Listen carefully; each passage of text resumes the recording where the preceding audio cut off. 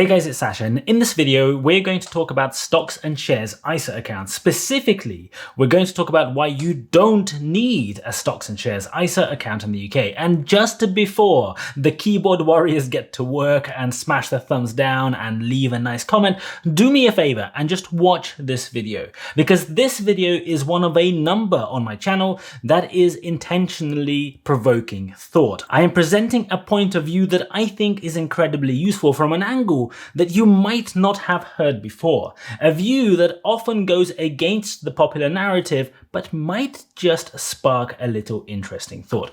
But here is a fun fact.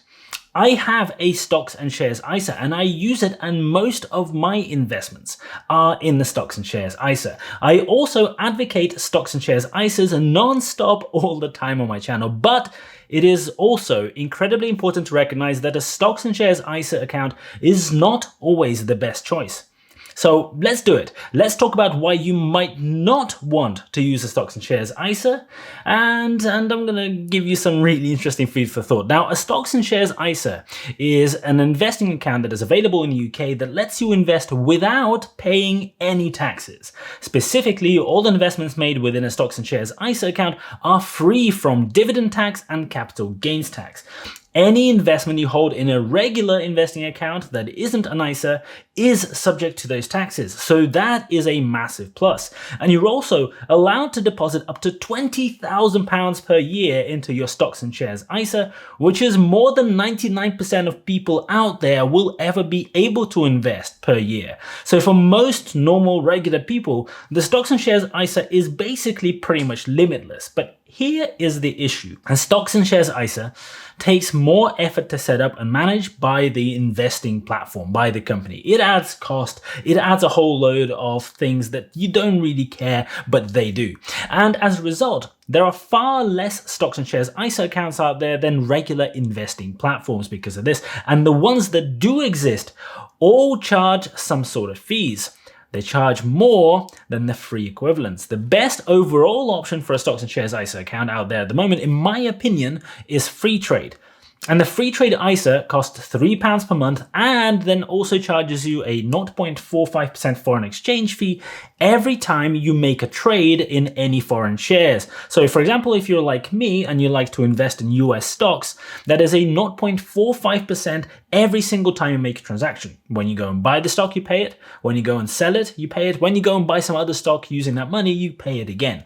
Then there's Vanguard. They only let you invest in the ETF, so there's no stock options at all, and they charge you 0.15% per year as an annual management fee. Now that is really, really cheap. If you just want to dump your money into VUSA, for example, the S&P 500 ETF, that will be cheaper for you for lower amounts than the free trade, and it's just really good value, but it is still more than zero. You still have to pay that fee.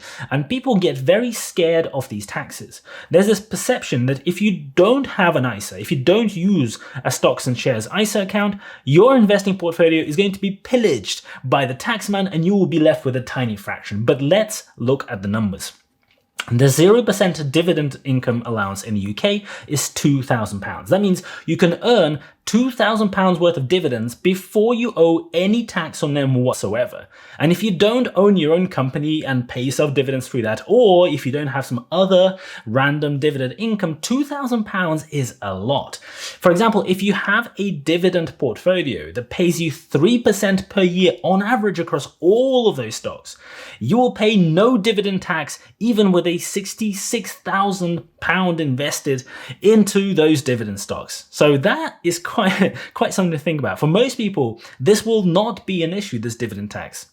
And dividends are not the sort of thing that might just jump out of nowhere and suddenly you're going to have to go and pay that tax. Your dividend stocks are not going to suddenly start paying you 50% per year dividend yields. And then we have capital gains, which is the other tax that stocks and shares ISA allows you to avoid. In the UK, we have a 0% tax band for capital gains, and that is set at £12,300 per year. So regardless of how much you earn in income elsewhere and whatever you do elsewhere, you can get £12,300 per year in capital gains completely tax-free. And remember that this is just on the gains. That's how much your investments have to grow by, and even then, the tax is only due if and when you happen to sell that. So let's say you invest your money and you get a great year. For example, you get a 20% return on your investment. That is a really good year. That's twice what the market returns on average. So if you invested £61,500 or less and then sold it for £73,800, so that 12,300 on top, you will not owe any tax. And that, remember, is per year. And I'm guessing that most people are not going to have the sort of portfolios where this is going to begin applying. Most people are not investing tens of thousands of pounds and getting high double-digit returns on that investment. But here is the cool thing. Let's say you want to invest in VUSA, that S&P 500 ETF. And let's say you want to do it completely for free. You can do it completely for free by just setting up a free trade general investing account instead of doing it inside the ISA. 100% free, zero fees, no cost at all. And if you use my link in the description for free trade, you can open a free trade account and get a free share for using the link. So you will actually get paid to invest instead of having to pay to do it.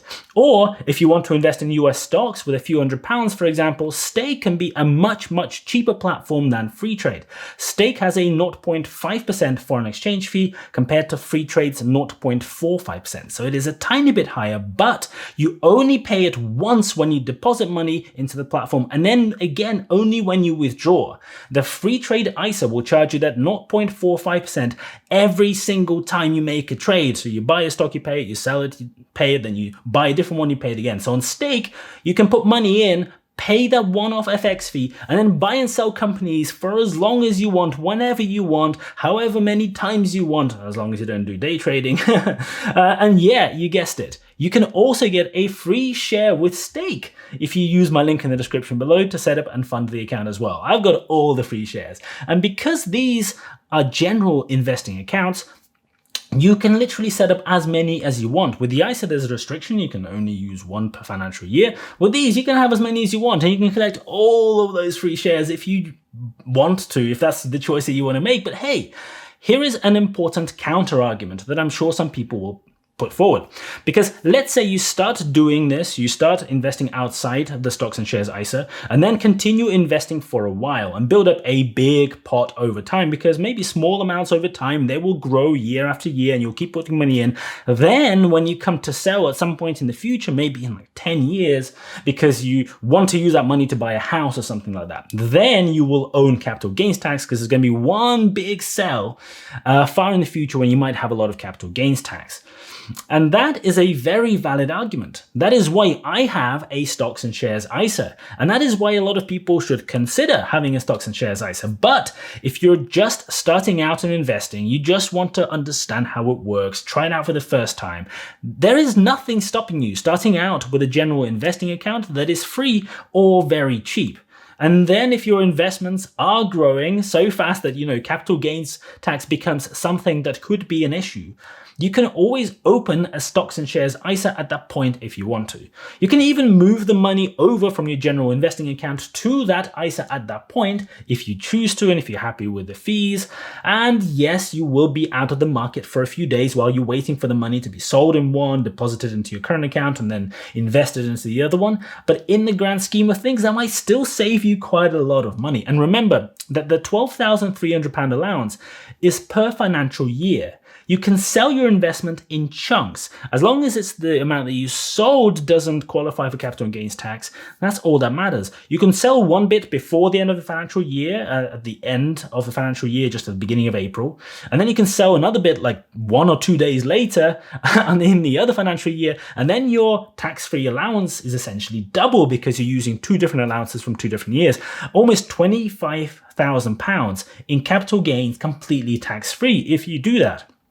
If you have a spouse, for example, and you invest your money jointly, you make your decisions together, you could, if you choose to, get 2 separate investing accounts, and they both will have a 0% capital gains. So you're then doubling your allowance again.